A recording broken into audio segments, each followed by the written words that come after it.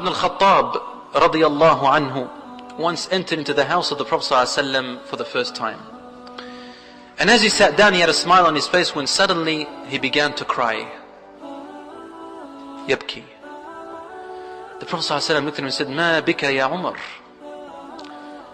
Radiyallahu anhu. He said, Ya Rasulullah. He had looked around his house, you see, and he saw that the Prophet ﷺ's house was extremely simple. His mat was made of straw, and he could see the marks on the Prophet ﷺ's body.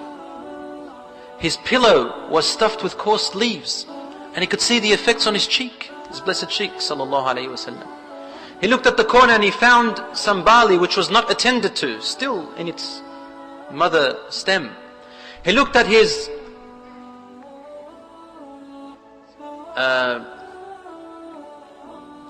lamp, his lantern, and he found that there was no fuel in it to light it up for some light and heat.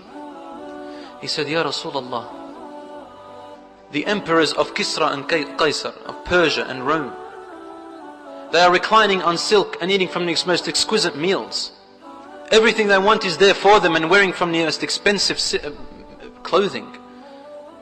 Wa anta ya Rasulullah, you, O Messenger of God, the best of all human beings, fi hada, like this? The Prophet ﷺ stood up and he smiled to teach us a lesson, not to wail and whine.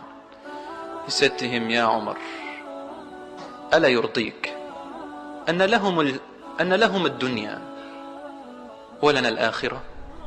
Does it not please you, Ya Umar, that all they will get in the end is this temporary life, and then they'll chuck it all behind them, they won't take any of it with them, and we have the hereafter? Obviously when he's saying to Umar radiallahu anhu the hereafter, Umar radiallahu anhu understands what this world means and what the hereafter means. It's an everlasting bliss that never ever runs out. You'd be crazy if I said to you, if someone said to you, work and work all your life and struggle for 50 years so that you can receive 1 minute of pleasure. Would you be sane if you were to go through hardship and plowing for 50 years to receive 1 minute of pleasure? Would anybody do that? No, no one would do that. So we plow and struggle for the 60 or 70 years of our life, which in the end is only like a day or an hour. وَيَذَرُونَ وَرَاءَهُمْ, Allah subhanahu wa ta'ala says, and they leave behind them an enormous day, which is everlasting in the hereafter. So Umar ibn al-Khattab replied by saying, he wiped his tears and he said, Bala, Bala ya Rasulullah. Oh yes ya Rasulullah, this is exactly what we want.